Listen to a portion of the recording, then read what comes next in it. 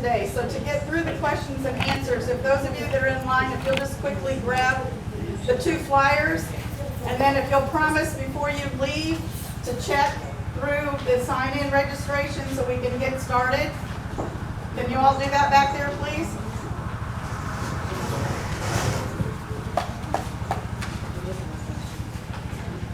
Like I said, go ahead and grab the 2 flyers and then just come forward and then go back to the table when we're done so you can check. We're trying to make sure that we get everybody's email address, phone numbers for contacts later. Yeah. Glenn, I'll let you take over. I hope that camera ain't rolling.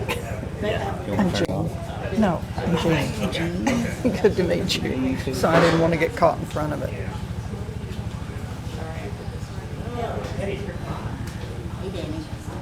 It turns out in the amendment that you have as a proposal, there's one of the pages that did not get copied, so Glenn is trying to pull that up. Page 2 of 4. Probably didn't read well when y'all picked it up. All the meat is missing. Page 2 has the meat. So we're missing the whole page. Yeah. Yeah. It's a pretty good turn. The printer missed a page. It's a pretty day. Yeah.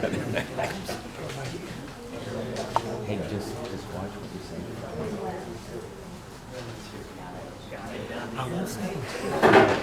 All right, so Clint's going to go through and give what the ground rules are for our discussion, and he's got the floor from here. Give me 1 second, everybody. I'm pulling the agenda up so we can have a discussion. And I may have to read portions of page 2 since y'all don't have it.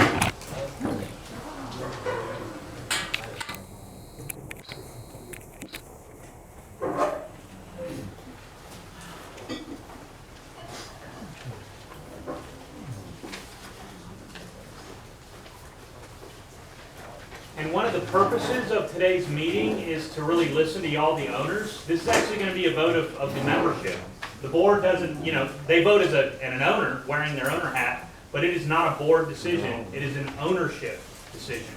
So y'all make the decisions, which is why the association wanted to have this town hall so that we can get your input, get thoughts, things you like, things you don't like, and if the general consensus is add this, subtract that, then the board's going to take that into consideration in putting forward an amendment to the declaration that is more likely to pass. Julie, how many lots do we have for I had it on everything? the flyer that everybody got. I did statistics. So Mickey was kind enough to help me. We have 175 houses, 334 lots. So we need 67% of 334. So That's the approval requirement under state law. 67%. I'm not good at math. So that means we can have 110 negative. We can have 110 no and it still passes? And we make it. All right, so this again is all about discussion. I'm going to request that we follow proper decorum. I don't think anybody out here is not going to follow proper decorum. But if you've got a question, after I go through page 2, the missing page, just raise your hand and either myself or one of our board members for Windermere can answer. So the main purpose of this amendment is to address renting in Windermere Oaks. More specifically, short-term rentals. What you can do, what you can't do. Again, work in progress. We are not voting on this today. This is a town hall to get your input, to get your thoughts, to get your questions. So at the bottom of page 1, it basically says it is permitted for owners to lease a residence in the subdivision so long as, and then we have certain requirements that we've drafted. Number 1, the occupant is leasing the entire lot for use as a residence. So you can't carve things up. You have a lot and you've got a residence on the lot. It's the entire property for the lease. The term of the lease, and this is really where we can change this. But currently it reads, the term of the lease is greater than 30 days. So basically, you've got to have something for longer than 30. So if you want to do a short-term lease for a weekend, for a day, for 4 days, for 10 days, Under the current proposed amendment, that would not be allowed. So that has the purpose of kind of restricting those types of short-term rentals. Anything less than 30 is not okay. Next term, the lease is to occupants who comprise a single family.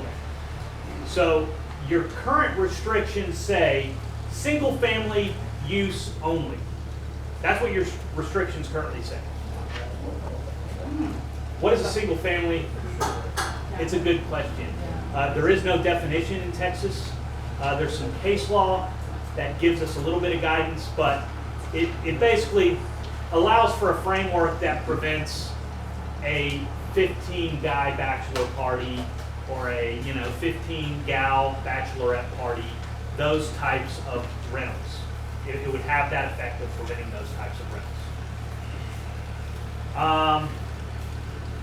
The owner and occupants have the intent that the occupant remain on the lot in residence for the entire term of the lease. And basically, the occupants are going to make that residence their permanent home. That restriction.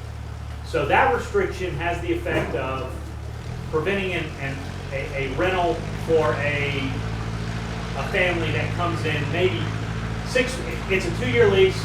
They only come and use the lease property 6 months out of the 2-year term. This one is another one that can really be subject to change in what y'all as ownership want. Because if you've got a lot of tenants, or the owner wants to lease something out for a 2-year term to a tenant that may be only here 6 months out of the 2-year term of the lease, that would prevent that. Because their permanent residence may be in Oklahoma or Houston or San Antonio, wherever else. So it would prevent that type of lease. If y'all want that, then that's something myself and the board can consider removing so that we have something that the entire community likes.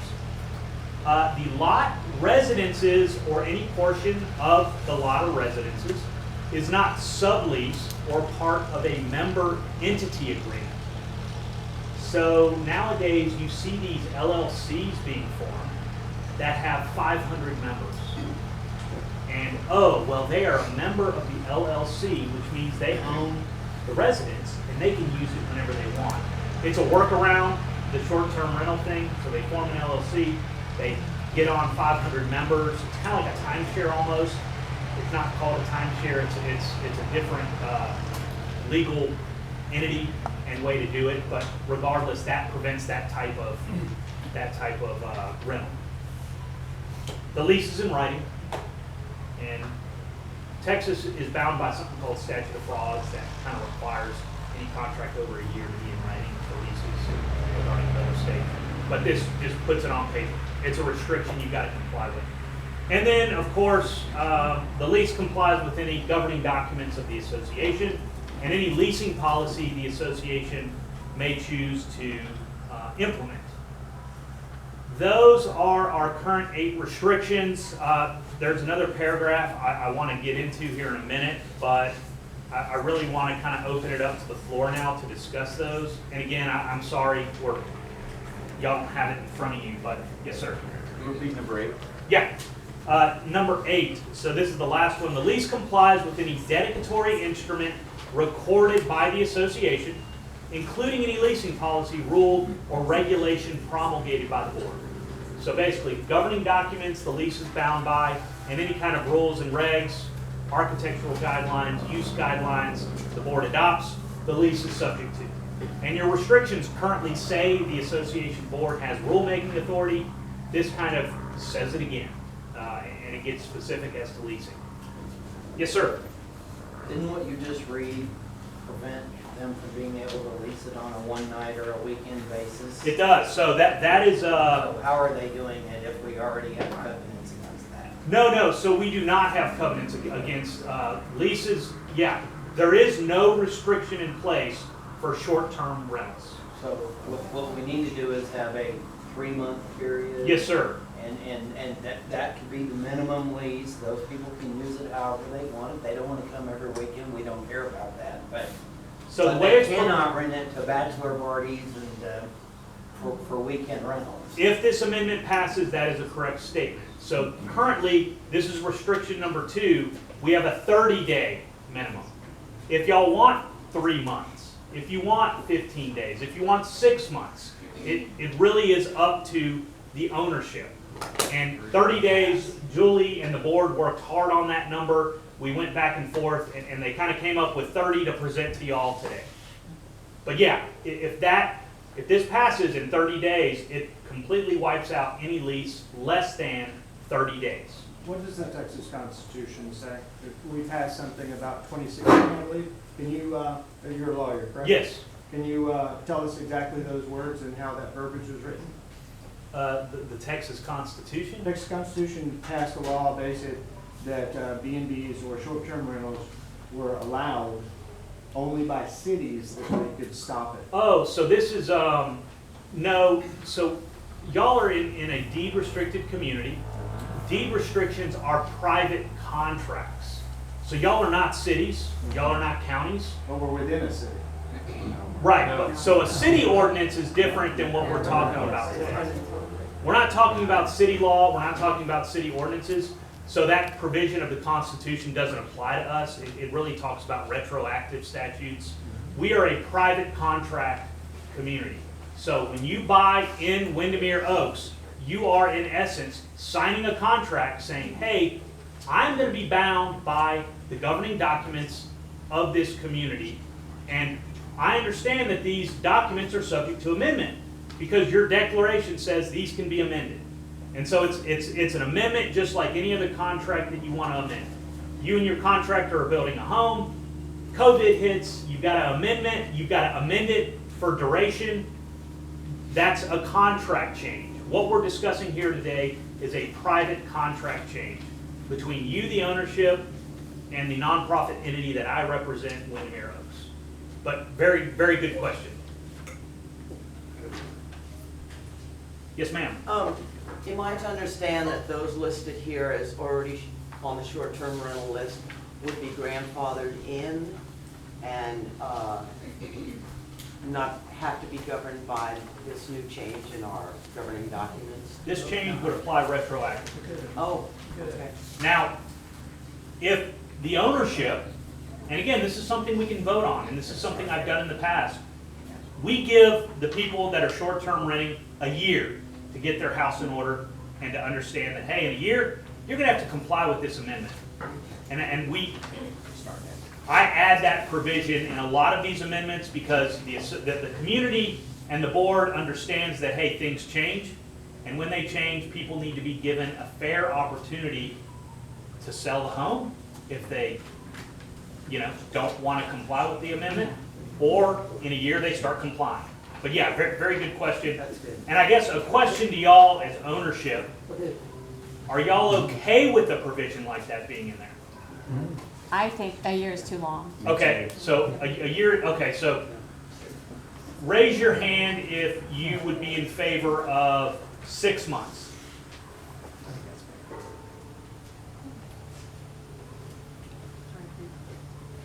Okay, so we've got 6 months. Does anybody want it shorter? What do you think? 30 days, I think they did a good job. Give them 30 days to get out? No, 30 days straight out. 30 days, you talked about 30 days. Oh, no, so let me clarify. I'm talking about the period of time we're giving Bob the short-term rental. He owns a property, he rents it out every weekend for 3 days, and we need to give Bob an opportunity to sell the house. So the question is, how long do we want to give Bob to sell his property or start complying with this 30-day limit? I currently have 6 months. Yes, ma'am. I also think we need to keep in mind what is going to pass. Right. If it's only 6 months, a lot of people may not vote for that. A year, although it's only a year, might be a lot more. Right, because we do not have, who's here today, we don't have enough people, right? So we need to try to be as reasonable as we can. I typically see a year. I'll tell you that, and those amendments have passed. That's what I typically see. Yes, sir. Follow-up to Chris's question. As far as contracts go, these people that are on the list, let's say they've got a weekend booking that's 3 months out. Is that considered a contract between them and their renter? That they can't legally break? It is considered a contract. Most of the Airbnb sites has a provision that basically say, hey, if the deed restrictions prevent it, then you're out. You know, you can get out without any kind of penalty. So they can cancel that agreement without any kind of penalty. But if we do the year wiggle room, there should be no issue with any of the short-term renters. You know, they're not going to book out 14 months in advance necessarily. There may be a few here or there, but a year would give everybody ample opportunity to get their house in order. Yeah, but you get into that 30-day window, then. Yeah, after the year, it applies to this laundry list of people, to these short-term renters. Can I- Yes, sir. Right now, there's like 3 or 4 houses for sale in here, and they're all, you know, the price that they're asking for those houses right now, they could only use those for rental houses. Right. So, I don't know, how do you start, you know? Right. So I think if once we get a version that membership is happy with, that the board is happy with, I'm okay with, so the board and their management company, Mark is with Real Manage, y'all's management company. We're gonna put these realtors on notice. So when Mark gets a resale certificate request is what it's called, it's when they're, you know, starting the contract price process in terms of option period, all that good stuff. Mark's gonna send them a note saying, hey, by the way, here's a copy of this amendment that the owners are voting on. Read it and understand that if it applies, it will apply to you. So, because I absolutely agree, we need to let them know that, hey, we're working on a change. Yes, sir. Yes, ma'am. This is more of a suggestion. It would be nice if we could go back to having like an open website we used to have years ago, that our governing documents are there, that it's not in the portal, so that any potential buyer, like if they want to search our neighborhood, they can see everything that's going on. And I don't think we have that right now. So currently, do we have to log in to get the governing documents? So we don't have a Windermere Oaks page with all the good stuff on it? No. Once they get in the portal, but then you have to Yeah. have a log. Okay. You can't even Google our neighborhood. If you Google our neighborhood, you don't find anything. And so my opinion is if we had something like that, that people Right. that were looking into the neighborhood, that information would be there. They would see that. Understood. So board, she's requesting a publicly accessible website to just click on the old governing documents link and have everything that's attached to Windermere Oaks. That's a very good thing. As a realtor, I can tell you that it's a pain in the butt looking for y'all stuff. Yes, sir. And I'll say this, the law just changed on management certificates and access to the governing documents. So there are some new laws kind of designed to address that comment. So thank you for that. Any other questions? How does B&B work for complaints against people that have rented? I mean, my wife and I have used B&B many times and acted like people, not animals. And Right. I think that's probably what every single one of these people are complaining about, is that they've got animals that come to their neighbor or to our beautiful neighborhood. Absolutely. No, So, and does B&B, I believe B&B does expressly note that if you have complaints, you have a specific time to fight that, and then you're off the list. right.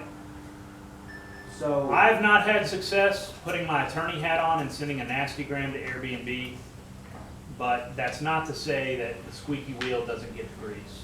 If you've got 5 neighbors complaining, as well as the association, then yeah, there may be some action Airbnb will take.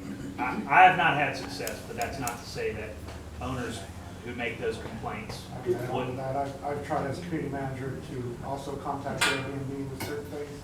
It doesn't go. but if you are an owner, if you're an owner of a property, they have notes and they can say, we suggest that they can come back, or we suggest highly that they cannot come back.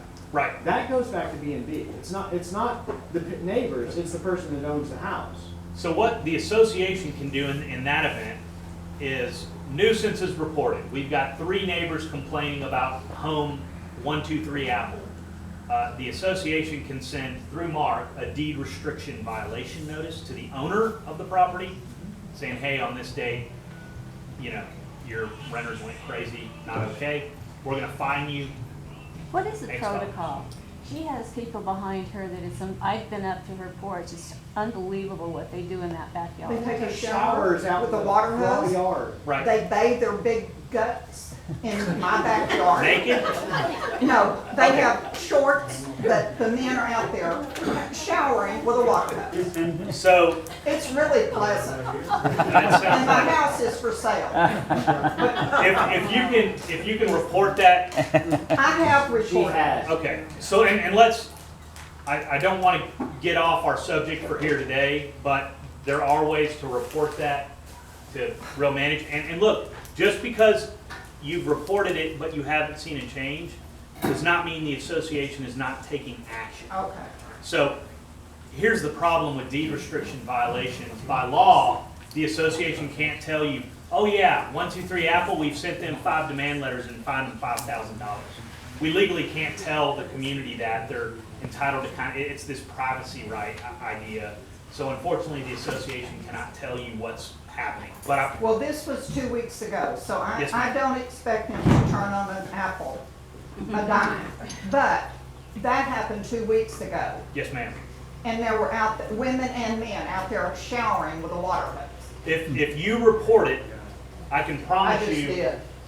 So, if you could report it in writing, Okay, be happy to. date, time, narrative, so date, time, brief narrative, that's it you need to give us, to give the Is it association. illegal to take their picture while they're doing it? No. Pictures are better. No, the Right. rules have There's no right to privacy. Yeah, you gotta, there's a privacy balance here, as your privacy as well as theirs. There's about, look, I'm not gonna give you legal advice on that, but just be careful. I can tell you there's a I balance didn't here. take a picture. Yes, ma'am. It would have been over I find $1,000. all the rental properties around where we live at 1009 Coventry, there are hardly any, but I know the owners. So if we have an issue with someone who's renting their house, I just call the owner and I say. don't know the owner.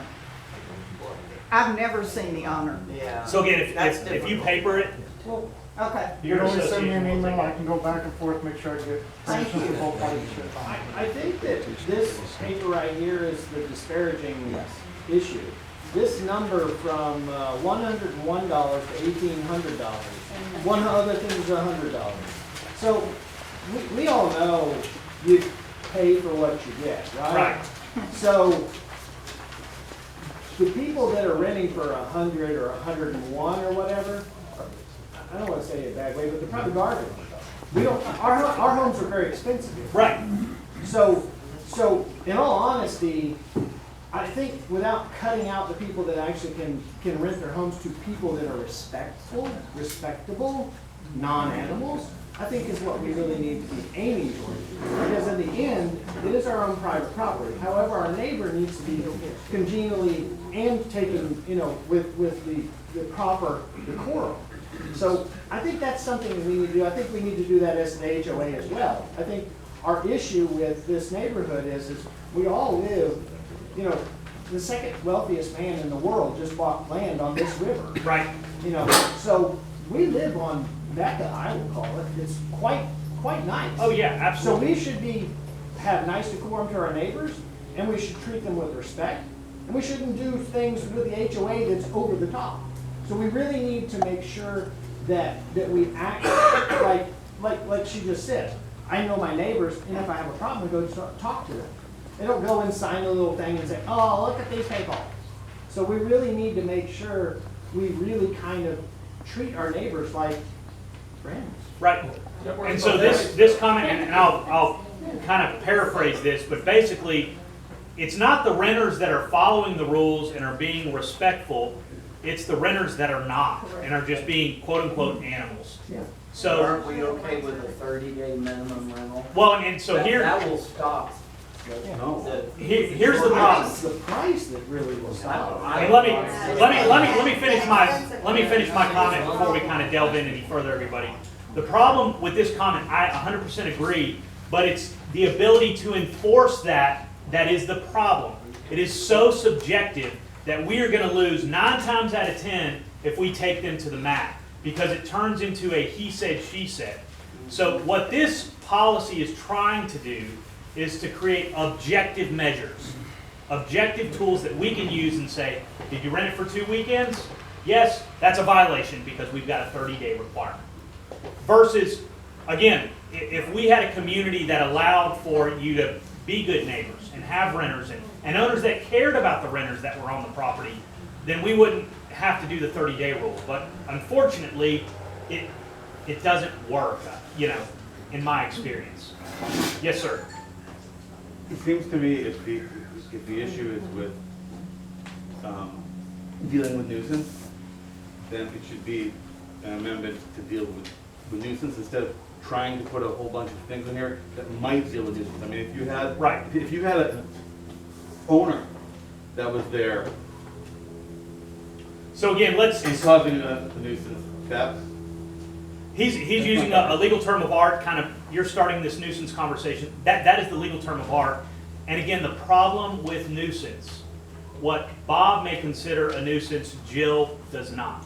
There is so much subjectivity surrounding what constitutes a nuisance that it is hard for me as an attorney to effectively prosecute a deed restriction violation regarding nuisances. I need 7 neighbors to come to court and testify that Bob's renters are a bunch of bums, they did X, Y, and Z on this date, for a judge to rule in the association's favor. So that's where this objectivity we're trying to insert into the declaration comes in as it relates to rentals. so. What I'm suggesting is, why don't you put some objectivity around what a nuisance is? It is so hard to define. I promise. I understand that, but what I'm saying is, these rules that you laid out here do not preclude a nuisance from happening. They have embedded in them a number of assumptions that only poor people, only people who want to stay for a weekend are a nuisance. Only It's not. So we're not linking nuisance up to the duration necessarily. And here's what we can do. Let me elaborate on this. This document gives your board of directors rulemaking authority as it relates to leasing. This is going to allow your board to promulgate some nuisance guidance and really kind of dig down into it if that's what the community needs. What this is doing is laying the hard lines that have to be addressed. And as it relates to your nuisance comment, I absolutely agree. And yes, there are factors that we can utilize for nuisance, but I am wording this document to allow the board to use its rulemaking authority, which it already has, to get into some more subjective terms that you've got to think about as an owner in the community. That's what I'm recommending. And I'll go back to your comment. We have to understand that y'all are a small group of the community, and we've got to have a document that is going to be more likely to be approved. And I've got, let's see, I've got this gentleman, you, and then you. Yes, sir. This question is for the board. If this were to pass, it says violators will be subject to fines and whatnot. You guys have a number in mind already, what the fines would be? There was, at the last meeting in August, we proposed a fine and enforcement policy that Clint also wrote. And if you refer to that, which we will take that up again in November, it won't be taken up until we get this vote done, which, just so you know, if we can decide on something together, we'll pull a special meeting between now and our November 6th meeting.